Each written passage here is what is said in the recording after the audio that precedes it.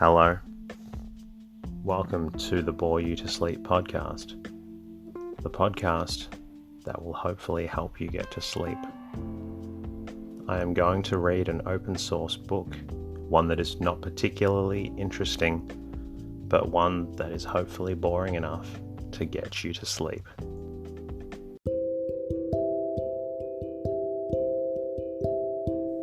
Is there something interfering with your happiness, or is preventing you from achieving your goals? I know there have been times in my life where I've struggled with sleeplessness, which is why I strive to help people everywhere with theirs. I'm proud to have partnered with a new sponsor, BetterHelp. BetterHelp will assess your needs and match you with your own licensed professional therapist, which doesn't take long at all. It's not a crisis line. It's not self-help. It is professional counseling done securely online. You can schedule weekly video or phone sessions in the comfort of your own home. You can also log in to your account anytime and send a message to your counselor when you need. You'll have access to a broad range of expertise in BetterHelp's counselor network, which may not be locally available in many areas. BetterHelp is committed to facilitating great therapeutic matches, so they make it easy and free to change counselors if needed. Visit trybetterhelp.com/bore you to sleep. That's trybetterhelp, and join over 500,000 people taking charge of their mental health. Special offer for Bore You to Sleep listeners with 10% off your first month at trybetterhelp.com/bore you to sleep. Tonight's reading comes from Coasting Bohemia.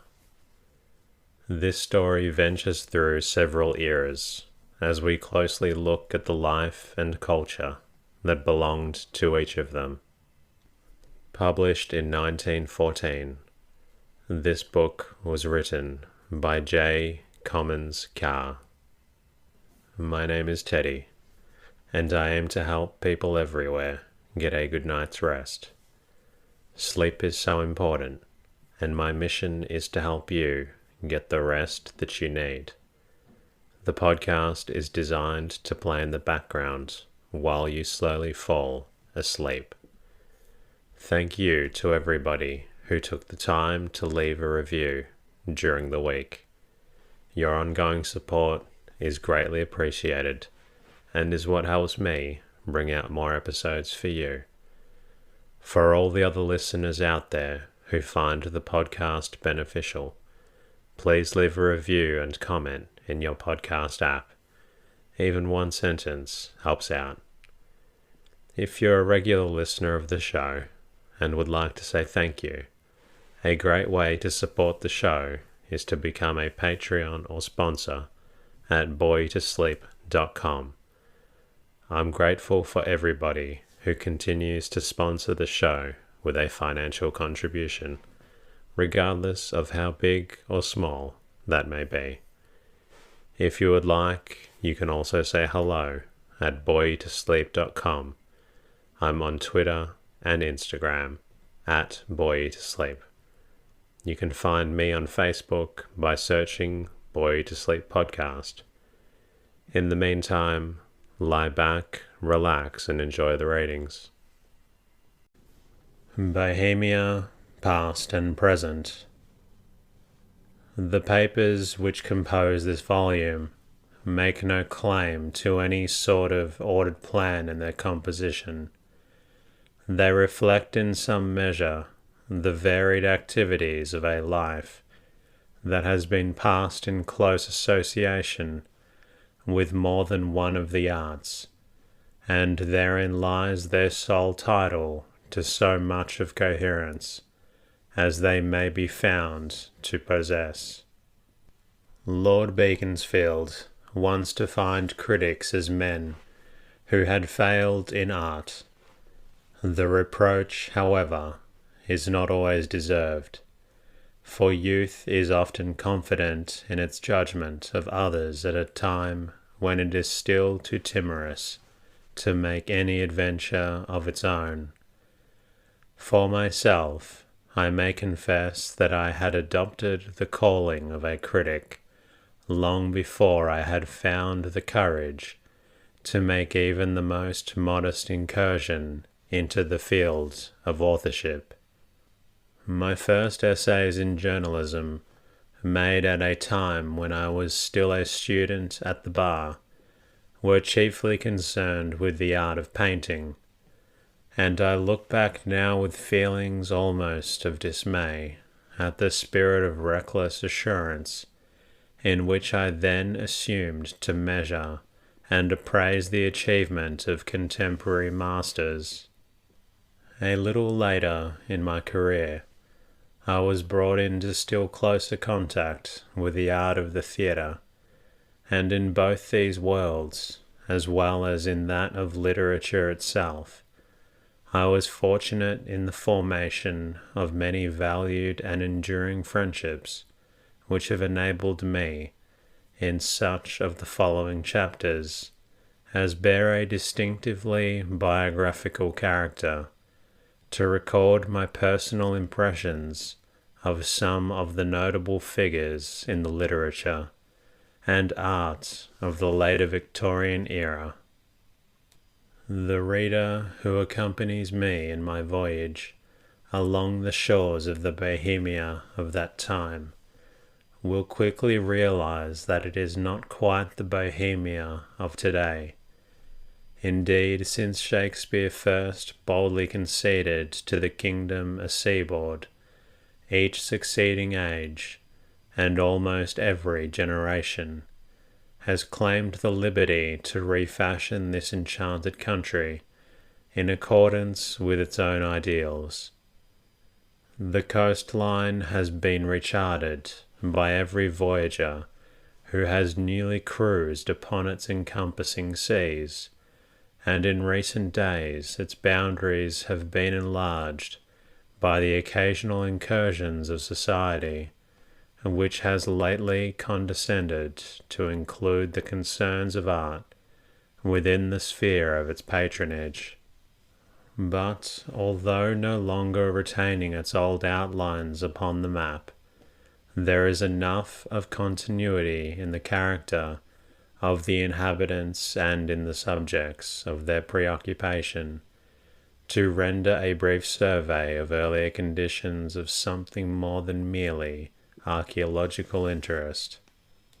If much has been gained, something also has been lost, and the traveller who survives to set down the experiences of that earlier time may perhaps be pardoned if he cannot always accept the changes which have transformed the face of the country, or modified the mental attitude of its citizens, as improvements upon the prospect that first dawned upon his vision 40 years ago.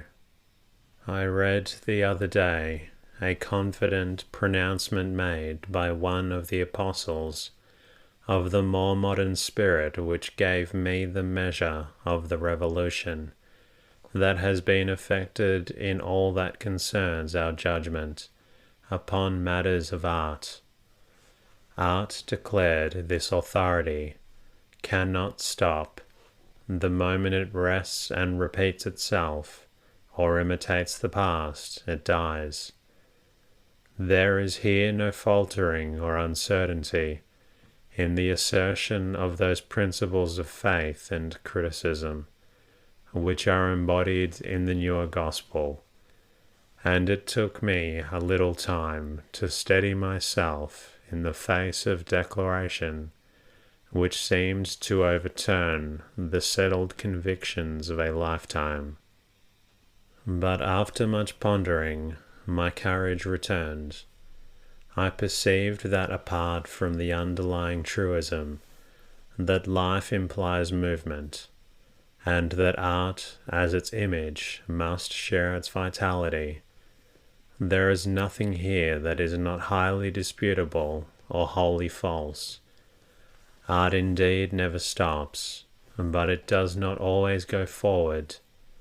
The movement perceptible at every stage of its history has been as often retrograde as progressive, and although it can never repeat itself, there have been again and again long seasons of rest, when after a period of great productivity, the land which has yielded so rich a harvest lies fallow.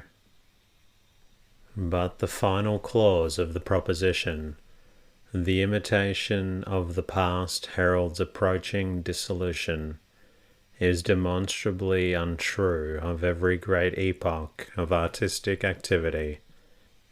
A fearless spirit of imitation, born of the worship yielded to the achievements of an earlier time, may, on the contrary, be claimed as the hallmark of genius, and is indeed most frankly confessed in the work of men of unchallenged supremacy. Raphael exhibited neither shame nor fear in the frank reliance of his youth upon the example of Perugino. The painting of Titian, with an equal candour, confesses the extent of his debt to Giovanni Bellini and Tintoret, who certainly could not be cited as a man deficient in the spirit of independence, made it his boast that he combined the design of Michelangelo with the colouring of Titian, while of Michelangelo himself we have it on record that in one of his earlier efforts as a sculptor, a deliberate imitation of the antique carried him near to the confines of forgery. And when we pass from individuals to the epoch which produced them, was not the main impulse which governed the movement of the Renaissance inspired by a renewed sense of the beauty that was left resident in the surviving examples of the art of the antique world?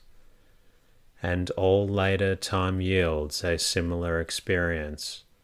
That newly born spirit in modern painting, associated with what is known as the pre-Raphaelite movement, rested upon the untiring effort of its professors to recapture the forgotten or neglected qualities of the painting of an earlier time, not indeed of the time which was its immediate forerunner, but of that still younger day when by simple means, and with technical resources not yet assured, the earlier painters of Italy sought to interpret the beauty they found in nature. The spirit of imitation, conscious and unabashed, was of the very lifeblood of the movement, and it was in their devotion to that period of Italian painting which preceded the crowning glory of the Renaissance, that the artists whose work constitutes the most important contribution to the painting of modern Europe were led to a stricter veracity in the rendering of the facts in nature which they sought to interpret. But the men who laboured in that day were not greatly affected by the declared ambitions of the present generation. Originality had not yet been accepted as the cardinal virtue in any of the fields of imaginative production, and the illusion of progress, which may be said to rank as the special vice of the moment, found no place in the teaching of the time. Thinking over this widely desired and much vaunted quality of originality in art, I was minded to turn to old Samuel Johnson to discover what particular meaning was then attached to a term that is now in such constant use. But my curiosity was baffled, for I discovered, to my disappointment, that this much treasured word finds no place at all in the pages of his dictionary. The world is therefore free to conjecture in what way, if he were living at this hour, that sane and virile intelligence might have sought to describe it. As applied to matters of art, whether literary or pictorial, he would perhaps have been tempted to define it as a word in vulgar use employed to indicate a vulgar ambition, but without burdening the great lexicographer with views which the existences of the time did not provoke him to express. This at least may be confidently affirmed, that the pursuit of whatever virtue the word implies can have no place in the conscious equipment of any great artist. Certainly it was unknown or unregarded in every great epoch of the past. It is impossible to think of even the least of the mighty race of Florentine painters, from Giotto to Michelangelo, sparring one foolish moment from the eager intentness of their labour to ponder whether the judgment of aftertime should hail their work as original. That work, in common with all else that is produced in obedience to the impulse which is constantly shaping the beauties of the outer world till they are tuned into harmony with the spirit resident in the breast of the artist, had no need of any spur to production, beyond that which is provided by a reverent love and an unceasing devotion, and it survives to prove, if proof were needed, that this boasted attribute of originality, though it may fitly find a place in the epitaph upon an artist's tomb, never since the world began formed any part in the impulse that governed the work of his hand. The undue importance now assigned to this coveted quality of originality is partly the outcome of the illusion to which I have already referred, that art is in its nature progressive and is in fact constantly and steadily progressing. It must be obvious, however, to any one who has followed the fortunes of the imaginative spirit in the past, that history affords no warrant for any such pretension. In whatever field of artistic industry we choose to enter, in the world of letters no less than the world of art, strictly so called, the testimony of the ages bears witness to the fact that the sense of restless and unceasing movement is not always accompanied by any real advancement. Fate has scattered over the centuries with impartial indifference to the onward march of time those signal examples of individual genius which mark for us the summit of human invention. No one supposes that Dryden was a greater dramatist than Shakespeare, because he came later. No one would be so foolish as to suggest that a comparison between Lycidas and Adonius can be decided by reference to the historical position of their authors. And yet it is not difficult to understand how in our modern day this illusion of progress has fastened itself upon the judgment and consideration of the things of art. The rapid strides made by science during the last 50 or 60 years, yielding at every step some new discovery to arrest the admiration of a wandering world, has not unnaturally bred an inappropriate spirit of rivalry in the minds of men whose mission it was to deal with the widely divergent problems of the imagination.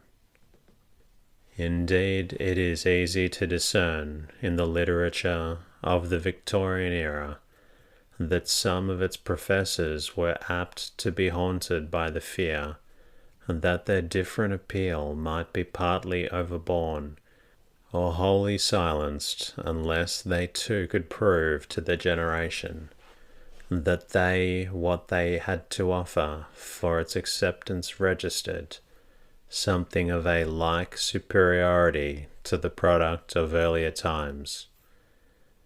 The sense of inexhaustible variety, characteristic of all art that truly images the spirit of man, has by a false analogy been confused with the onward march of science, where every addition to the accumulated harvest garnered in the past uplifts each succeeding generation upon the shoulders of its forerunner.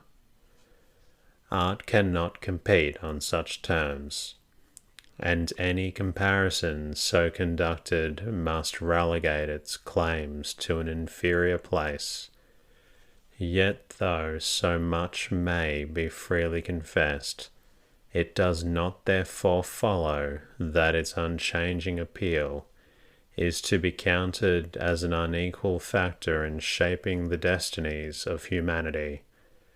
The work of the man of science, however preeminent the place assigned to him in his generation, must of necessity yield place to the larger discoveries made by even the humblest of his followers, while the work of the artist, the outcome of individual vision, engaged upon the unchanging passions of man and the unfading beauty of the world he inhabits, stands secure against any assault from the future, in its nature distinct from all that has preceded it, as from all that may follow in the time to come.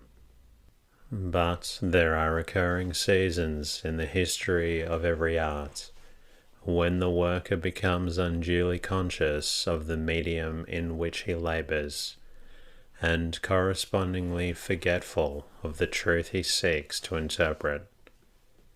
It was this that Wordsworth had in his mind when he urged upon the poet the necessity of keeping his eye upon the object, and it is not difficult to perceive how easily, in the present hour, the reiterated demand for originality, enforced by the vulgar illusion that art to be a living force must be a progressive force, invites the invasion of the charlatan. It would perhaps not be too much to say that the little corner of time we now inhabit constitutes a veritable paradise for the antics of every form of conscious imposture. But this fact, even if it be conceded, need not greatly disturb us. The patient labour of men, more worthily inspired, still survives. The more aggressive spirits in every department of art, who in their haste to secure the verdict of the future are eager to cast overboard the hoarded treasure of the past, may find when time's award comes to be recorded, and that they have won nothing but the gaping wonder of the fleeting moment. The judgment of prosperity refuses to be hustled, however loud or shrill the voices that call upon it, and we may take comfort in the thought that the whispered message, perhaps only half audible in its generation, has often been the first to win the ear of the future. There are men in every walk of life who would seem deliberately to shun the outward trappings of their calling. During his later years, when I knew Robert Browning well, it always appeared to me that he was at particular pains not to make any social appeal which could be held to rest on his claims as a poet. The homage that fell to him on that score he accepted as his due, but always, as I thought, on the implied understanding that in the daily traffic of social life, the subject should not be rashly intruded. In the many and varied circles in which he moved, he made no demand of any formal tribute to the distinguished place he held in the world of letters, and it was sometimes matter for wonder to those who met him constantly to note with what apparently eager and sincere interest he entered into the discussion of any trivial topic in which it was not supposed to be that he could have been very deeply concerned. Like Lord Byron, whose gifts as a poet be held in no great esteem, he was rather anxious, at any rate, in the earlier stages of acquaintanceship, that his position as a poet should be regarded as a thing apart, and he was apt, I think, to be embarrassed by any persistent endeavour to penetrate the outward shard of the man of the world, wherein he preferred to render himself easily accessible to a wide circle of friends, few of whom would have deemed themselves competent to enter into any sustained discussions of literary topics. Among the painters of his time, Millais would, I think, have owned to a like inclination. Neither in his personality nor in his bearing was he at any pains to announce himself to the world as an artist, and if not in his earlier days, at any rate at the time I first began to know him, he seemed to seek by preference the comradeship of men whose distinction had been won in another field. In self-esteem he was certainly at no time lacking. He could accept in full measure praise of his own work, from whatever quarter it came, and in that respect he differed from Browning, whose nature seemed to stand in less need of flattery, or even of expressed appreciation. On occasion, indeed, and with only moderate encouragement, Millais could be beguiled into a confession of confident faith in his own powers that might sometimes seem to border on arrogance, but at the worst it was no more than the arrogance of an overgrown boy, put forward with such genuine conviction as to rob it of all offence. At these times he would give you the impression that, having won the top place in his class, he intended to hold it. He could not readily endure the thought, or even the suspicion, that there was anybody qualified to supplant him, and he was apt to be impatient, and even restive, when other claims were advanced, as though he felt the world was wasting time, till it reached the consideration of what he was genuinely convinced was a higher manifestation of Arctic power. And yet the judgments upon himself, even when they were delivered in the most buoyant and conquering spirit, never left the savour of pretentious vanity. There was an air of impartiality that I think was genuine, even when his self-esteem was most emphatically expressed, as though he were recording the award of a higher tribunal, in whose verdict his own personality was in no way involved. And then there was so much that was immediately lovable in this man himself as distinguished from the artist. I have heard it said by an older friend, who knew him in the season of his youth, that when, as a mere boy, He quitted the schools of the academy to begin the practice of his art. He had the face and form of an Adonis, and his handsome and commanding presence when I first met him, toward the close of the 70s, a man then nearing 50 years of age, made it easy to believe that this record of charm of his youthful appearance was in no way exaggerated.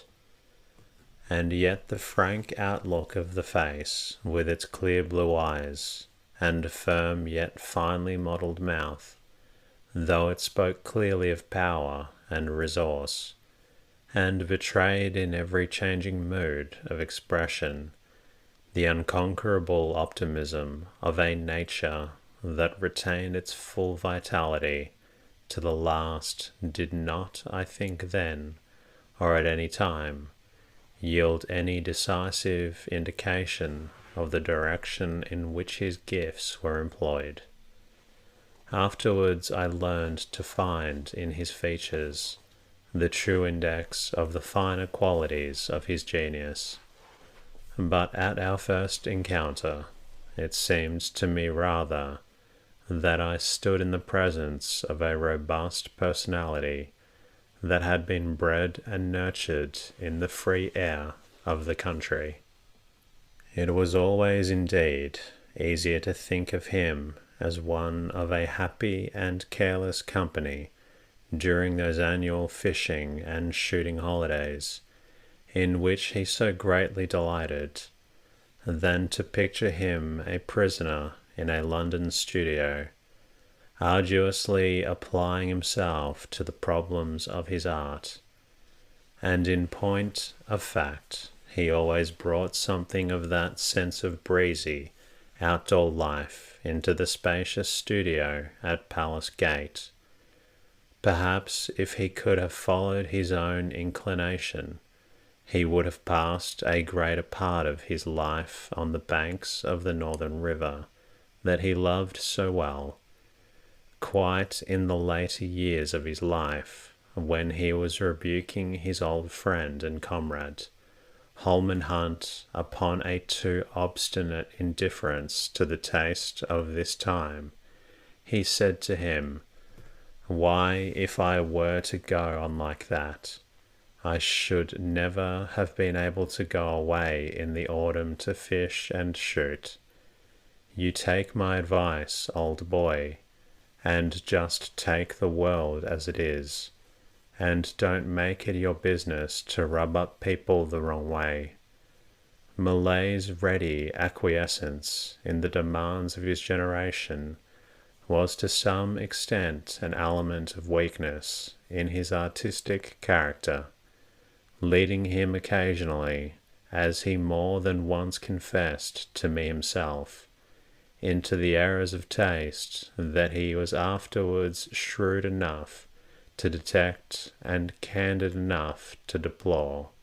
But however far he may on occasion have been led astray towards a certain triviality in choice of subject, this tendency never impunged or injured his integrity as a painter in the chosen task he had set himself to accomplish. The presence of nature, either in human face or form, or in the facts of the external world, proved a tonic that sufficed to restore his artistic conscience, and I do not think he was ever satisfied by the exercise of any acquired facility, for it was both the strength and the weakness of his art that his ultimate success in any particular adventure largely depended upon the inspiration supplied by his model. One day we were talking of technique, and I remember Millet, who was at the time in some trouble with a portrait that he could not get to his satisfaction, roundly declared that, for an artist worth the name, there was no such thing as technique. "Look at me now," he said. "I can't get this face right, and it had been the same with me all through my life. With every fresh subject, I have to learn my art all over again. Such a confession came well from a man who, from the earliest time of his precious and marvellous boyhood, had, in the native gifts of a painter, clearly outpaced and outdistanced the most accomplished of his contemporaries, and yet it was made in no spirit of mock modesty, but out of a clear conviction that an artist's conflict with nature is ceaseless and unending, no matter what degree of mastery the world may choose to accord him. And that concludes tonight's reading. I hope you enjoyed that, and I hope you're feeling drowsy.